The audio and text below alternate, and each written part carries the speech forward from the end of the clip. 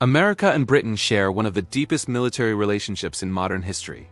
They have fought side by side in global wars, counterterrorism campaigns, and coalition operations across multiple continents.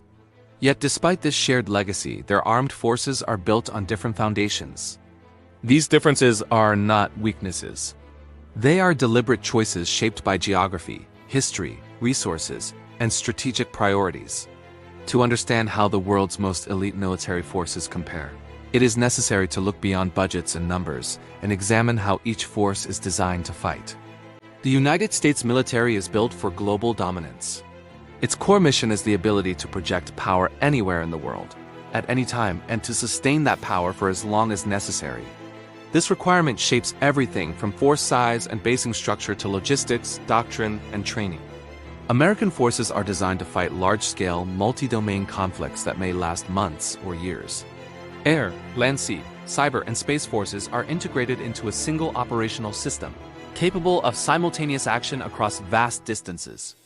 Britain's military, by contrast, is built for precision, speed, and adaptability. Its forces are smaller, but they are designed to deploy rapidly, integrate with allies, and achieve strategic effect without relying on overwhelming mass. Britain's strategic culture reflects centuries of expeditionary warfare, where limited resources demanded efficiency and judgment. British forces are structured to operate forward, often with minimal support, in politically sensitive environments where discretion matters as much as firepower. These strategic identities shape doctrine. American doctrine emphasizes joint dominance and decisive operations. When the United States commits to a conflict, it seeks to control the battle space through superior intelligence, overwhelming logistics, and synchronized action across domains. The goal is to reduce uncertainty through scale. Britain's doctrine emphasizes maneuver, initiative, and economy of force. British commanders are trained to achieve objectives with minimal footprint, often relying on flexibility and rapid decision-making at lower levels of command. Training reflects these doctrinal differences. U.S. training pipelines are extensive and standardized. They are designed to produce large numbers of highly capable personnel while ensuring interoperability across services. Joint exercises simulate complex, high-intensity conflicts involving thousands of troops, aircraft, ships, and digital systems. American training environments emphasize coordination, communications, and sustainment under combat conditions, preparing forces for prolonged operations. British training places greater emphasis on individual judgment and small unit leadership. Officers and non-commissioned officers are expected to make decisions independently when guidance is limited or unclear. Training scenarios frequently involve ambiguity, incomplete information, and rapid changes in mission parameters. This produces leaders who are comfortable operating without constant oversight, a critical skill in expeditionary and coalition warfare. Selection processes further highlight the contrast. The United States maintains a large and diverse special operations community, with multiple elite units operating under a unified command. Selection is demanding, but the system is designed to generate sustained operational output. Britain's elite selection processes are smaller and exceptionally selective, emphasizing long-term resilience, mental toughness, and discretion.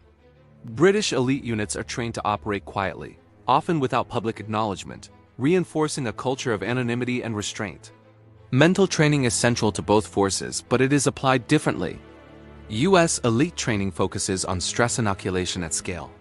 Operators are conditioned to perform repeatedly under pressure, deploying again and again with minimal degradation in performance. British elite training emphasizes endurance and judgment over time, conditioning operators to sustain effectiveness during long periods of isolation and uncertainty. Technology plays a significant role in shaping modern military power, and here the contrast is pronounced. The United States invests heavily in advanced platforms, from stealth aircraft and carrier strike groups to cyber and space capabilities. This technological depth enables dominance in high-intensity conflict, but it also creates complexity. Systems must be integrated, protected, and maintained across a global network. Britain adopts advanced technology selectively, prioritizing systems that enhance flexibility and interoperability. British forces are accustomed to operating with fewer resources, making efficiency and adaptability essential. Rather than relying on sheer volume, British doctrine emphasizes maximizing the effectiveness of available capabilities. Logistics underpins all of this. The United States possesses unmatched logistical capacity, allowing it to deploy and sustain forces anywhere in the world. This capability is the true foundation of American military power. Britain's logistics are smaller but highly professional, optimized for rapid deployment and coalition integration. British forces rarely operate alone for extended periods. Instead, they excel at contributing critical capabilities within multinational frameworks. By the end of this first comparison, one truth becomes clear. America and Britain are not built to fight the same wars in the same way. Their differences reflect strategic choices, not superiority or inferiority. To understand which force is more effective, one must first understand the mission being asked of it. When you think of elite military forces, America and Britain often come to mind. These units are the best of the best, sharp edge of a nation's power. But even at this elite level, you'll find fascinating differences in how each country approaches warfare. It's not about who's better, but about how their different philosophies make them a powerful team. Let's start with the United States. America has a massive special operations ecosystem. It's designed for constant, worldwide engagement. Think of it like a global machine, always running. There's a dedicated command structure, their own aircraft, intelligence teams, and supply lines. This allows them to deploy quickly and repeatedly to any corner of the globe for counterterrorism, reconnaissance, or direct action missions. It's all about high tempo and sustained operations. Now, let's look at Britain. Their elite forces are smaller in number, but are masters of discretion. Their operations are often politically sensitive, carried out quietly to achieve a strategic goal without making headlines. The British focus on long-term presence, building relationships, and using influence as much as they use force.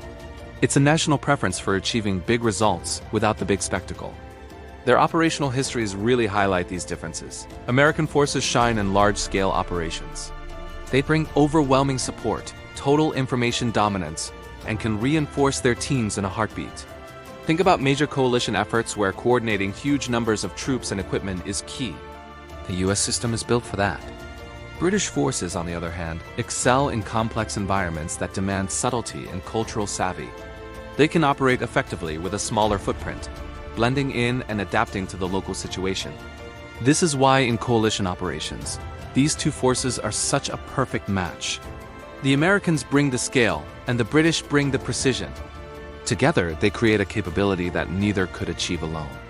The leadership culture is another key point of contrast. In the US military, command structures emphasize clarity and detailed orders. Systems are designed with redundancy, so if one part fails, the mission doesn't grind to a halt. It's about synchronization and making sure everyone is on the same page, following a detailed plan. The British approach is different. They emphasize a commander's intent. Instead of giving step-by-step instructions, a leader will communicate the overall objective and trust their subordinates to figure out the best way to achieve it. This fosters incredible initiative and adaptability on the ground, but it relies heavily on the training and judgment of every single operator. Psychological preparation also has a different focus. American elite forces are conditioned for repeatability under extreme stress. The goal is to ensure an operator performs flawlessly, time and time again, across multiple tough deployments. It's about building a consistent, high-performing warrior. British elite forces emphasize endurance and restraint.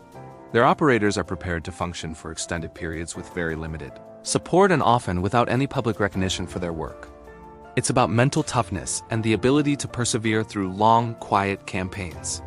Both methods produce incredibly capable individuals, just optimized for different types of missions. Then there's the question of global reach. The United States maintains an unmatched network of overseas bases. This allows them to respond to crises almost instantly and sustain a presence anywhere in the world. Britain's reach is more selective. They rely on strategic partnerships and smaller, forward-deployed forces. It's a smaller footprint, but it allows Britain to punch well above its weight on the global stage, both militarily and diplomatically. This is where the idea of a rivalry falls apart and cooperation takes over. American and British forces have worked together for decades, building deep interoperability. They share a language, similar values, and command philosophies that allow them to integrate seamlessly. In so many critical operations, you'll find American scale working hand-in-hand with British precision. Too often, we frame these military comparisons like a sports match, trying to declare a winner. But that completely misses the point. Effectiveness depends on the situation.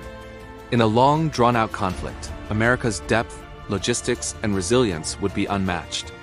But in a delicate, politically sensitive operation, British forces might achieve the decisive blow with fewer resources and less noise. The real lesson here is about complementarity.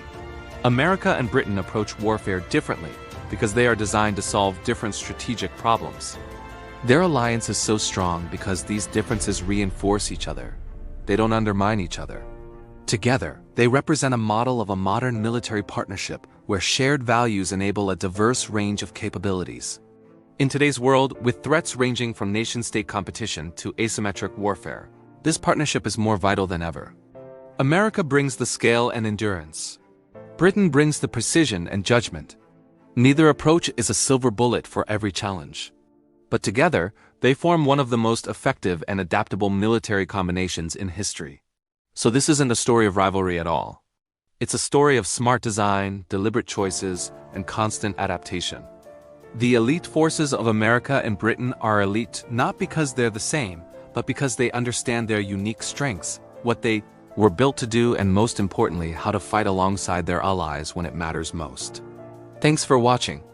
If you found this interesting, be sure to like and subscribe for more deep dives into the world of modern military strategy. See you next time.